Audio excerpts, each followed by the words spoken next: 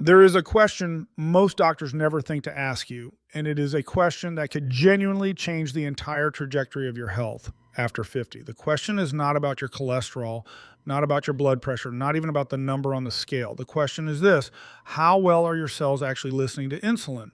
Because here's something that might surprise you. You could walk into your doctor's office tomorrow with a perfectly normal fasting blood sugar reading, shake hands, get told everything looks fine, and walk out the door while inside your body, quietly, invisibly, your cells have already started ignoring one of the most important hormones you produce. Insulin resistance does not arrive with dramatic symptoms. There is no pain, no rash, no alarm bell. It builds gradually over years, sometimes decades, and by the time your blood sugar finally drifts high enough to raise a flag on a lab report, the underlying problem has been running in the background for a very long time. Now, here is where the story gets personal for anyone over 50. A major review published in Frontiers in Endocrinology in 2023 laid out the evidence that aging itself, independent of weight gain, independent of diet, independently drives insulin resistance upward. Your muscle cells, which are the single largest consumers of blood sugar in your entire body, gradually lose the surface receptors that let insulin do its job. Think of it like a lock and key. Insulin is the key, and the receptor on your muscle cell is the lock. When you are 30, those locks are fresh, well-oiled, and they turn easily. By the time you reach 60 or 70, many of those locks have worn down, some have fallen off entirely, and the key just does not fit the way it used to. So your pancreas does what any reasonable organ would do. It makes more keys. It floods the bloodstream with extra insulin, trying to compensate. And for a while that works. Your blood sugar stays normal and nobody suspects a thing. But that flood of insulin is not free. Chronically elevated insulin drives fat storage around the abdomen, fuels low-grade inflammation, raises blood pressure, and according to a growing body of research, may even accelerate cognitive decline. Harvard Health published a detailed overview explaining that after menopause, women face an especially steep rise in insulin resistance because estrogen, which previously helped keep muscle cells insulin sensitive, drops sharply, and the metabolic consequences follow within just a few years.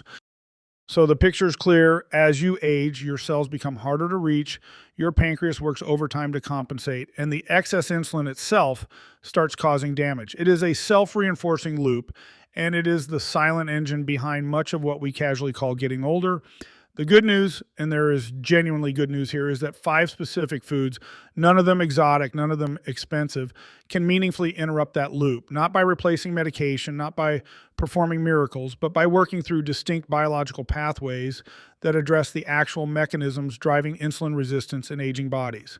Let me walk you through each one because the science behind them is far more interesting than any headline could capture. Most people think of cinnamon as a flavoring for oatmeal or holiday baking, and that is perfectly understandable because nobody ever told them what this spice actually does once it enters the bloodstream. Cinnamon contains a group of compounds, the most studied being a natural polyphenol, that mimic insulin's effect on your cells. They do not replace insulin, but they act as a kind of amplifier. Imagine those worn down cell surface locks again. What cinnamon's active compounds appear to do is lubricate those locks from the inside, making whatever insulin you already produce work more effectively at opening the door and letting sugar in. A clinical trial published in the American Journal of Clinical Nutrition in 2024 fitted participants with continuous glucose monitors and tested the effect of cinnamon spice added to meals. The results showed a measurable reduction in post-meal glucose peaks, roughly 2 milligrams per deciliter lower on average, which may sound modest until you realize that these were healthy adults, not diabetics, and the effect came from just a common kitchen spice stirred into food. In people who are already insulin resistant, the impact appears to be larger. A systematic review in clinical nutrition examined trials specifically in type 2 diabetics and reported significant improvements in both fasting glucose and long-term blood sugar control markers. One practical caution worth mentioning: there are 2 types of cinnamon sold in stores: Ceylon cinnamon, sometimes called true cinnamon, and cassia cinnamon, which is cheaper and far more common. Cassia contains meaningful amounts of a compound called coumarin that at high daily doses can stress the liver. If you plan to use cinnamon regularly, and half a teaspoon a day with meals is a reasonable starting point, look for Ceylon cinnamon. It costs a little more, roughly $5 to $8 for a jar that lasts months, but it lets you get the metabolic benefit without the coumarin concern. And here is what makes the next food on this list so remarkable. Cinnamon works by helping your existing insulin do a better job. But what if there was something so ordinary, so completely overlooked, that it could slow down how fast sugar enters your blood in the first place, buying your struggling insulin extra time to do its work? This is the one that surprises people, and honestly, it surprised the researchers too. Apple cider vinegar, that dusty bottle sitting in the back of your pantry, contains acetic acid, and acetic acid does something almost pharmaceutical to your digestive system. When you consume it shortly before or with a starchy meal, it interferes with the enzymes that break complex carbohydrates into simple sugars. It essentially puts a speed bump on the highway between your plate and your bloodstream, producing a gentler, more gradual rise in blood sugar rather than a sharp spike. A crossover trial published in Diabetes Care by Carol Johnson at Arizona State University tested this directly. Participants were given a standard high carbohydrate meal, a bagel with butter and orange juice, preceded by either a vinegar drink or a placebo. In the insulin-resistant group, vinegar improved whole body insulin sensitivity by 34% in the 60 minutes following that meal. 34% from vinegar. In participants with diagnosed type 2 diabetes, the improvement was 19%. Some researchers have noted that this mechanism is remarkably similar to how the prescription drug acarbose works, slowing starch breakdown so sugar trickles into the bloodstream instead of rushing in all at once. The practical application could not be simpler. 1 to 2 tablespoons of apple cider vinegar diluted in a full glass of water, taken 5 to 10 minutes before your largest meal, is the approximate protocol used in most studies. The cost is negligible. A bottle lasts weeks and runs a few dollars. The only important caveat is to always dilute it, because undiluted vinegar is acidic enough to damage tooth enamel and irritate the esophagus. And if you take medications for diabetes, you should absolutely discuss this with your doctor first, because stacking vinegar on top of blood sugar lowering drugs could push your levels too low. Now, slowing sugar absorption and helping insulin work better are two powerful strategies. But there is a third piece of this puzzle that almost no one talks about, and it has to do with something happening deep in your gut that directly controls how inflamed your body is. And inflammation, as it turns out, is one of the primary reasons your cells stop listening to insulin in the first place. The connection between your gut bacteria and insulin resistance is one of the most important discoveries in metabolic science over the past decade, and a Stanford University trial published in Cell demonstrated it beautifully. Researchers led by Justin Sonnenberg and Christopher Gardner placed 36 healthy adults on either a high-fiber diet or a high-fermented food diet for 10 weeks. The fermented food group ate things like yogurt, kefir, sauerkraut, kimchi, and kombucha.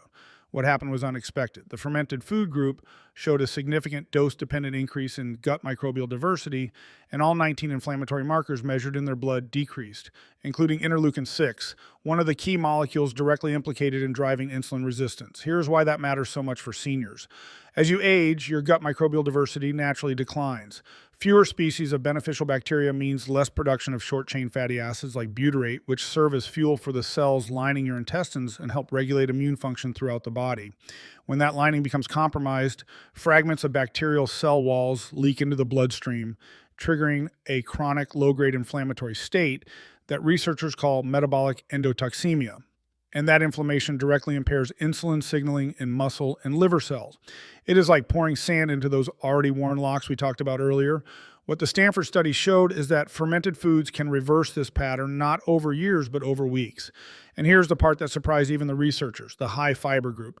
Despite eating an objectively healthy diet packed with legumes, whole grains, and vegetables, showed no improvement in inflammatory markers over the same period. The fiber was feeding existing bacteria, but it was not introducing new species the way fermented foods did.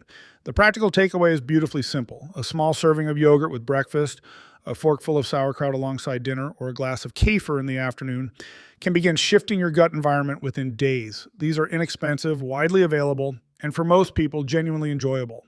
Choose products labeled live active cultures that have not been pasteurized after fermentation, because heat destroys the very organisms you are trying to introduce. Once you have addressed the inflammatory environment that makes your cells deaf to insulin, there is still the question of what happens at the surface of the cell itself. That is where fatty fish enters the picture, and the mechanism is so different from the first three foods that it almost belongs in a separate conversation.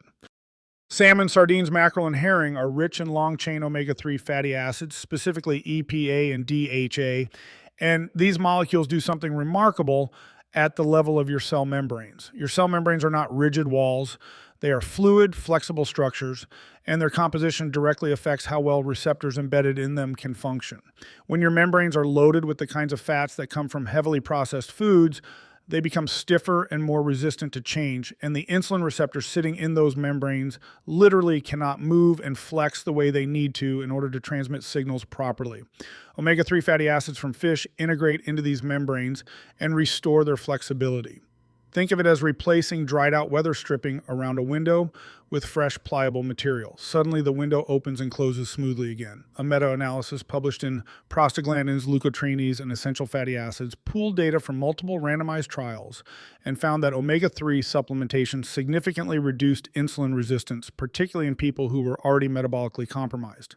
There's an additional layer here that is specific to aging. Omega-3 fatty acids also dampen the activity of inflammatory signaling molecules inside the cell, reducing the same pathways that fermented foods address from the gut side. So you get a two-pronged benefit: better membrane flexibility for sharper insulin signaling and lower intracellular inflammation that was interfering with the signal in the first place. 2 to 3 servings of fatty fish per week is the amount most consistently associated with benefit in the research. Canned sardines are among the cheapest and most nutrient-dense options available, often costing less than $2 a can, and because sardines are small and low on the food chain, they carry minimal mercury concern. For anyone who genuinely cannot tolerate fish, a high-quality fish oil supplement providing roughly 1,000 milligrams of combined EPA and DHA daily is a reasonable alternative, though whole fish provides additional protein and micronutrients that a capsule simply cannot replicate. I saved this one for last because it addresses a part of the insulin resistance story that the other 4 foods do not touch, and it involves a mineral that most seniors are quietly running low on without ever knowing it. Spinach, kale, Swiss chard, arugula, and collard greens are extraordinarily rich in magnesium, and magnesium is a mineral that national survey data consistently show a significant percentage of Americans over 50 fail to get enough of. Here's why that matters for insulin resistance. Magnesium is a required cofactor for over 300 enzymatic reactions in your body, including the critical reactions that allow insulin to trigger glucose uptake inside your cells. Without adequate magnesium, the insulin signal stalls partway through. The key turns in the lock, but the door only opens halfway. A large prospective study published in Diabetes Care followed tens of thousands of participants over nearly 2 decades and found that those with the highest magnesium intake had a significantly lower risk of developing type 2 diabetes compared to those with the lowest intake, even after adjusting for age, weight, physical activity, and overall diet quality. The relationship was dose dependent, meaning the more magnesium people consumed through food, the lower the risk became up to a point.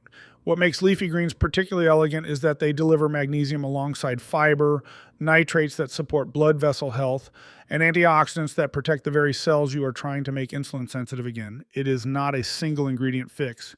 It is a whole package of synergistic compounds arriving together in a form your body has evolved to absorb efficiently. 2 generous handfuls of spinach in a morning smoothie, a side of sautéed Swiss chard with dinner, or a simple mixed green salad at lunch is enough to meaningfully increase your daily magnesium intake. These foods cost very little, are available year-round, and can be prepared in minutes. So let us step back and look at what these 5 foods actually accomplish when you weave them into your weekly routine. Cinnamon amplifies the insulin signal at the cell surface, helping your existing insulin work harder. Apple cider vinegar slows the rush of sugar into your bloodstream, giving that insulin more time to act. Fermented foods reduce the gut-driven inflammation that makes your cells resistant in the first place. Fatty fish restores the flexibility of your cell membranes so insulin receptors can function properly. And leafy greens supply the magnesium your enzymes need to complete the insulin signaling chain inside the cell. 5 foods, 5 distinct mechanisms, each one addressing a different chapter of the same story. None of these foods are a cure. None of them replace the medications your doctor has prescribed, and none of them are a substitute for regular physical activity, adequate sleep, or routine medical checkups. The research behind them ranges from strong human clinical trials to large-scale observational studies, and science is always evolving. But what the evidence does tell us, consistently and across multiple disciplines, is that the foods you choose to eat every day have a direct, measurable influence on how your body handles blood sugar, and that influence becomes more important, not less, as you get older. So the next time you sprinkle cinnamon on your morning oatmeal, stir a tablespoon of vinegar into a glass of water before dinner, spoon some yogurt into a bowl, open a can of sardines for lunch, or toss a handful of spinach into whatever you are making. You are not just eating, you are giving your cells exactly what they need to hear the signals your body is still sending. And that is a form of self-care that costs almost nothing and asks very little of your day, but over time, it can make an extraordinary difference. Thank you for watching, and as always, please share this with someone you care about. I will see you in the next one.